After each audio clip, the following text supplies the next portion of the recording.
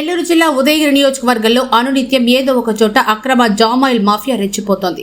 పట్టా ప్రభుత్వ అగ్రిగోల్డ్ పొలాల్లో గుర్తు తెలియని వ్యక్తులు చొరబడి అక్రమంగా జామాయిల్ నరికి లక్షలు సొమ్ము చేసుకుంటున్నారు.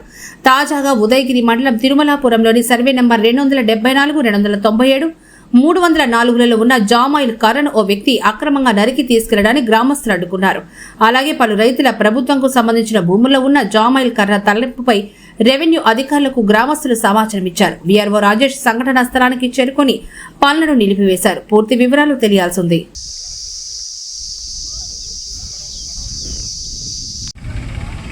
తీసుకునేదా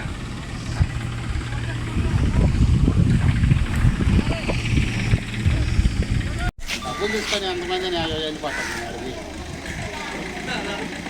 6,000 7,000 వాళ్ళకి పోతుంది. మా ప్రభుత్వం మా భూమి